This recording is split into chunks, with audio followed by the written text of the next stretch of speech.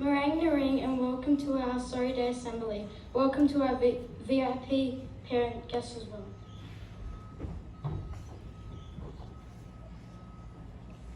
Gawambana, Yuin, Nadi Cohen, Gedain, Badu, Givininyala, Dumadilinya, Badu, Muradri, Yinyamala, Nadi, Muriyang, Nadu, Yinyamala.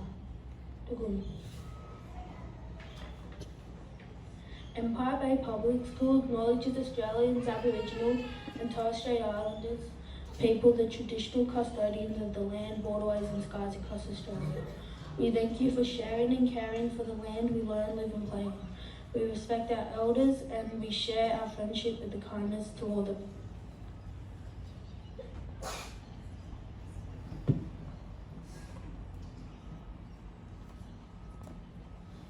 This story acknowledges and gives thanks to the first peoples of Australia, the original custodians of this land. This is a story about Australia's history.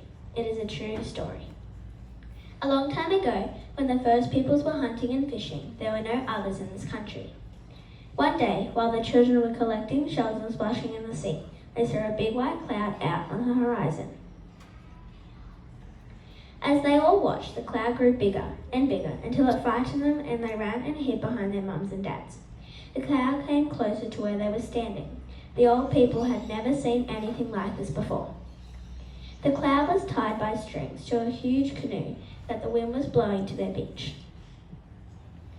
The first peoples had never seen such a huge canoe before. To their amazement, a smaller canoe fell off the big canoe and filled with other peoples. This smaller canoe came up onto the beach. The other peoples hopped out of the small canoe and came to say hello. Everyone was friendly. They laughed and played and taught each other their dances. As time went by, more and more other peoples came. The first peoples shared their lands. They showed the others how to hunt kangaroos and which plants were good bush tucker to eat. As more and more others came in their big canoes tied to the clouds, the first peoples became more and more worried. They worried about their land, they worried about the birds and the animals. The others cut down the trees to build houses. They pulled down the bush to make roads. They didn't think to ask the first peoples if this was alright.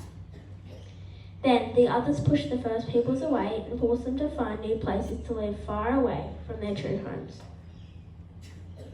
The first peoples became sad. There was none of their bush food left, and the food of the others sometimes made them sick.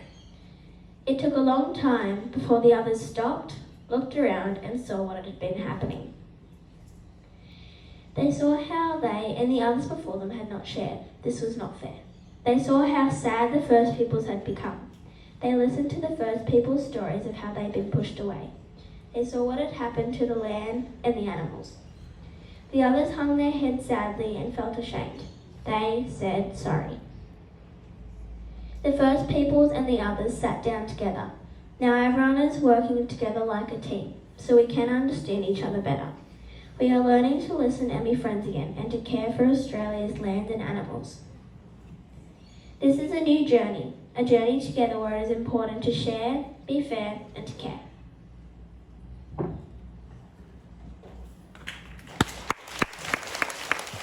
Humanity is taken away from the family, being given a new name and a new religion. Until about 50 years ago, scenes like this actually happened across Australia. From around 1909 to 1970, the Australian government took up to 50,000 Indigenous kids and babies from their families and forced them to live with white Australians in foster homes, missions and orphanages. These kids are called the stolen generations, and even today, some of them don't know their biological families.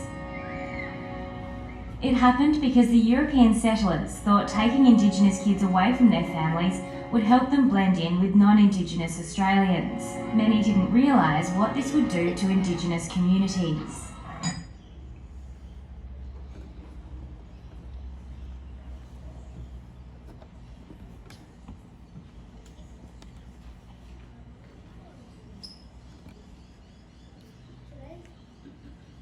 Today marks a very important time in Australian history. National Sorry Day remembers and acknowledges the mistreatment of Aboriginal and Torres Strait Islanders people who were forcibly removed from their families and communities, which we now know as the Stolen Generations. On the 26th of every May, Australia celebrates the National Sorry Day to acknowledge and to recognise victims of the Stolen Generation. Together with the formal apology to all Indigenous Australians made by Kevin Rudd in 2008, National Sorry Day forms an important part in our ongoing struggle for reconciliation. The history of European Australia begins in 1788 with the arrival of the colonial First Fleet at Botany Bay.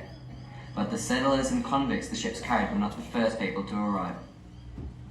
At the time of British settlement in 1788, between 300,000 and 500,000 Indigenous Australians already called Australia home, comprising 250 separate nations speaking almost 300 different languages.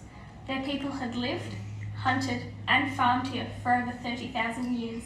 This makes their society 26,000 years older than the pyramids of Giza and over 20,000 years older than the history of everything recorded in the Bible. But with the arrival of European Australians came disease, war and social upheaval. By the time of Federation in 1901, only an estimated 90,000 Indigenous Australians remained. That's less than the number of people who currently live in the city of Stonington, South Yarra and the surrounding suburbs. In 1874, the entire Indigenous population of Tasmania alone, an estimated 15,000 people, had been wiped out by sickness and warfare. Today, of their nearly 300 spoken languages, less than 200 remain, and all by 20 are considered endangered of disappearing forever. Indigenous Australians were also treated as natural curiosities, with their skulls and body parts being used for scientific study. This led to their graves being robbed and their bones being shipped all over the world. Between 1909 and 1969, 1 in 3 Indigenous children were removed from their parents by church missions and the Australian federal government, and placed with European Australian families. The government believed that Indigenous Australians were in danger of dying out, and that the quality of life for Indigenous children would be better off with white Australians, on the basis that they were somehow culturally, socially and technologically superior. As many as 50,000 children may have been forcibly removed from their families, with the average age of taken children being just 5 years old. Many of these children never saw their real parents again. Although a petition was presented to Parliament in 1997, it wasn't until 2008 that the Australian government formally apologised to the victims and families of the Stolen Generation.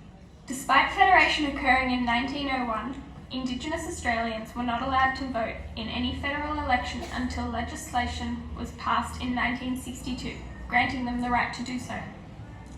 It would take until 1967, 5 years later, for the Indigenous Australians to be counted in the government census, allowing them to be counted as citizens of their own country, a country they'd lived in for over 30,000 years. Programs like AIM, National Sorry Day, and Thornbury's own Koori mentorships help us bridge the gaps between Indigenous and non-Indigenous Australia. Only by celebrating our differences can we truly understand similarities.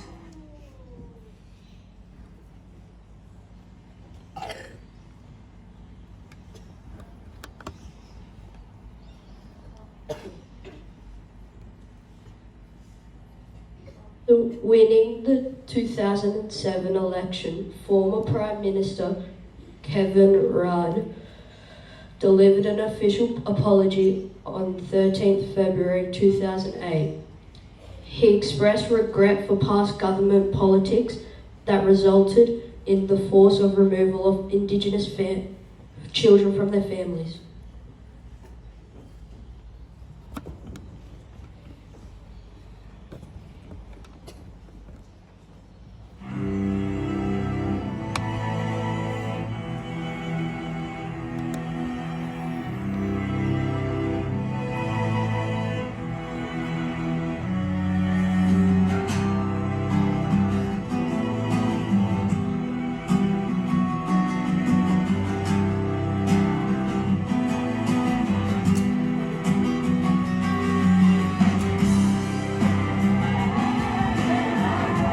February the 13th, 2008 was an incredible moment in Australian history.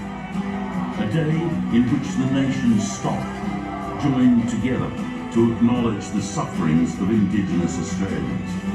The day the Prime Minister said sorry on behalf of the Australian Parliament.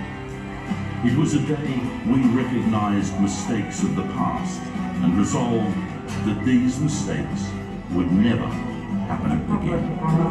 Thank you very much. An apology is not the panacea. It's not the one-stop shop that means that everything's going to be fine. But what it is a great foundation or stepping stone into making these things more possible. It gives us a chance to think about the possibilities of what we can achieve beyond this point. You've come all the way from the Alps. Yeah. Well, thank you for being here. Good to see you got your Canberra jumper on.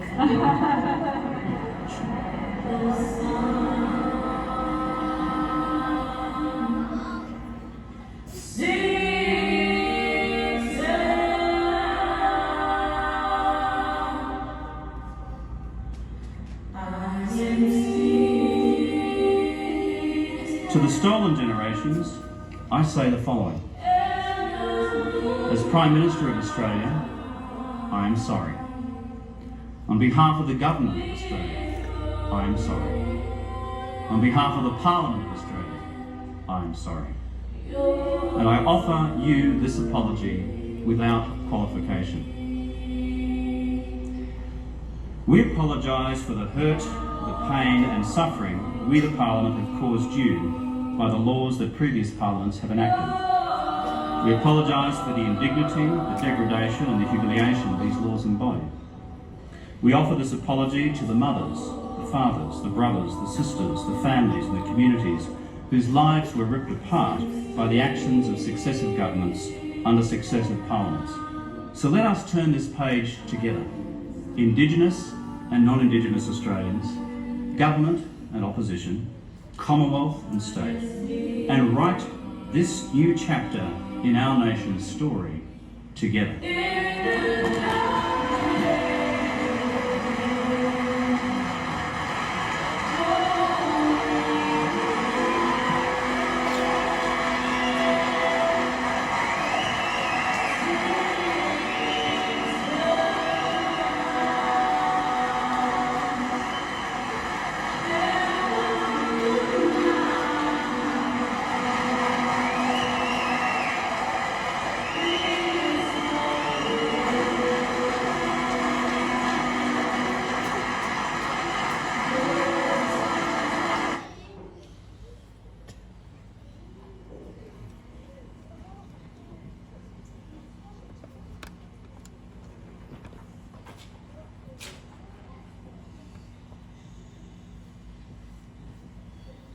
National Reconciliation Week is a time for all Australians to learn about our shared history, cultures and achievements, and to explore how each of us can contribute to achieving reconciliation in Australia. As Australians, we are all here, woven into this country at this moment in time. And as Australians, we are asking ourselves who we are and who we want to be. The next chapter of our nation's story needs a deeper understanding of the truth of our past. Many of these truths are hard to tell, but others are stories of triumph and innovation waiting to be told. If we believe in fairness and justice for everyone, and know our diversity makes us richer, we must come together to make a nation we can all be proud of. Reconciliation is at the heart of your nation's future, so make it a part of your future too.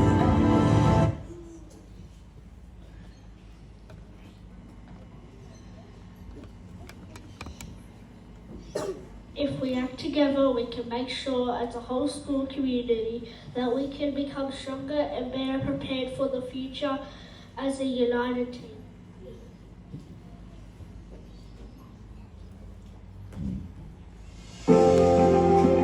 Our people have lived on country for more than 65,000 years. The reconciliation process drives us to work on the relationship between the first peoples of this continent and those who now call Australia home. At its heart, reconciliation is about what happens in the simplest of terms of where we live, where we learn, where we work, and where we socialise. This year is 20 years of Reconciliation Australia. Our communities continue to grow, to learn about Australia's past, and to help improve reconciliation. Now, we as a nation need to act to become a more just and equitable Australia. We need more people speaking up, speaking the truth, asking the hard questions, seeing the hard facts. 2021 is a year for us all to take action, to play our part. Reconciliation is more than a word. Reconciliation takes action. This week is also about celebrating the talent of every Indigenous person in Australia. Here are just a few.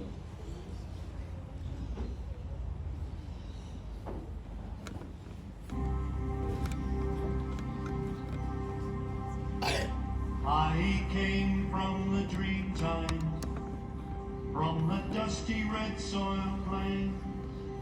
I am the ancient heart, the keeper of the flame. I stood upon the rocky shore, I watched the tall ships come. For 40,000 years I've been the first Australian.